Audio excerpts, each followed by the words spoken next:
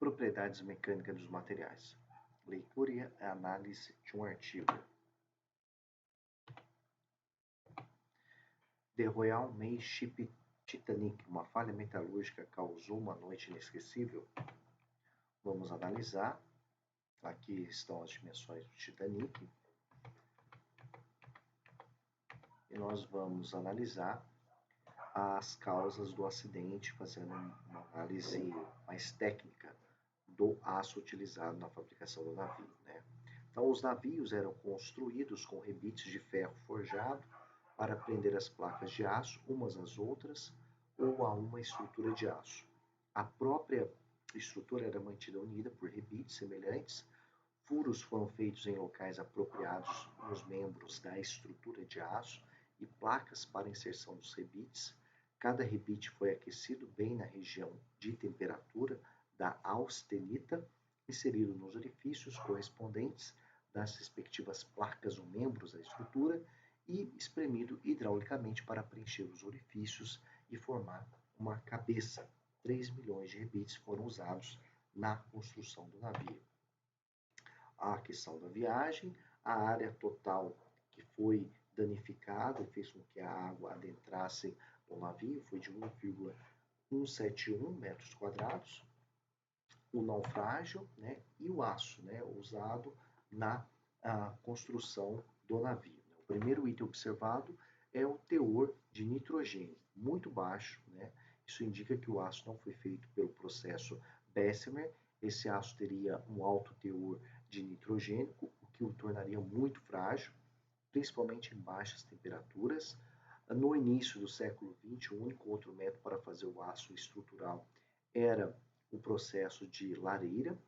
O bastante alto teor de oxigênio e baixo teor de silício significa que o aço foi apenas parcialmente desoxidado, produzindo aço semi-endurecido.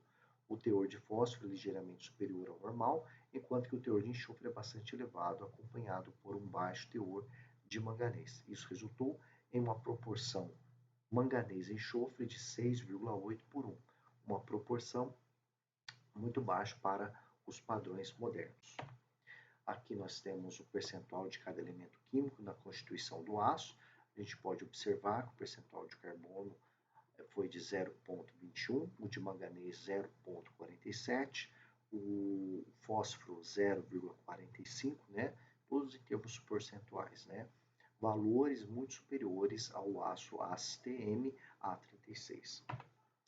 Na figura 2, nós podemos observar a micrografia óptica de aço para o casco do Titanic nas direções longitudinal e transversal, mostrando bandas que resultaram em colônias alongadas de perlita e partículas de sulfeto de manganês.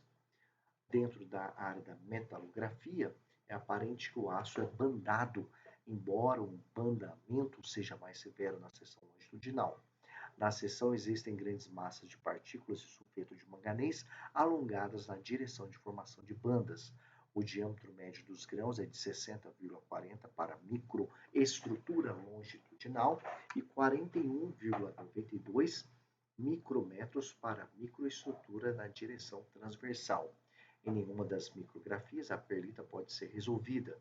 Para comparação, a figura 3 é uma micrografia de aço ASTM A36 que tem um diâmetro médio de grão de 26,173 micrômetros.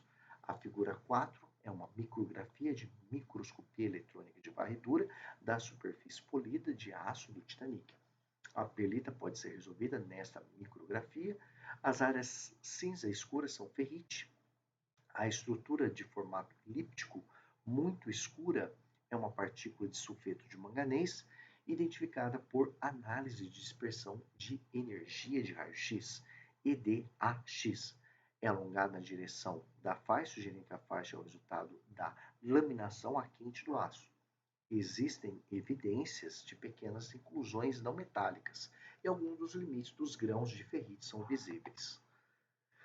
Figura 3, né?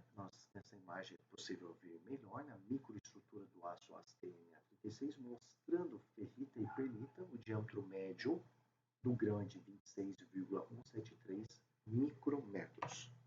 Na figura 4, nós temos a micrografia eletrônica de varredura da superfície gravada do aço do Titanic, mostrando colônias de perlita, grãos de ferrita, uma partícula de sulfeto de manganês alongada e inclusões não metálicas.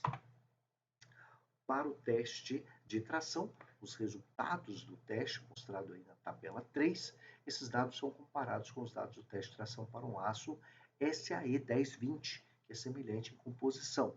O aço do Titanic tem menor resistência ao escoamento, provavelmente devido ao maior tamanho de grão. O alongamento também aumenta novamente devido ao tamanho de grão maior. Aí nós temos o teste de impacto Sharp. Na figura 5, nós temos uma micrografia eletrônica de varredura de uma superfície de fratura por impacto Sharp, recém-criada a 0 graus Celsius, mostrando os planos de clivagem contendo saliência e partículas de sulfeto de manganês salientes. Na figura 6, nós temos a imagem de uma micrografia eletrônica de varredura, mostrando uma partícula de sulfeto de manganês fraturada, projetando-se na superfície de fratura. Os corpos de prova, né, feitos do aço ASTEM têm as melhores propriedades de impacto. A temperatura de transição frágil dúctil determinada em uma energia de impacto de 20 joules é menos 27 graus Celsius, né, para o ASTM A36, 32 graus Celsius para os espécimes longitudinais feitos do Titanic, da placa do casco, e 56 graus Celsius para os espécimes transversais. É evidente que o aço usado para o casco não era adequado para serviços em baixas temperaturas. A temperatura da água do mar, no momento da colisão, era de menos 2 graus Celsius.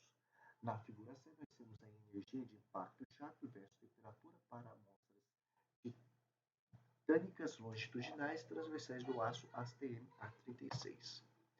Porcentagem de fratura, né, em baixas temperaturas, onde a energia de impacto necessária para a fratura é menor, uma superfície facetada de planos clivados de ferrita é observada, inclinando, indicando uma fratura frágil.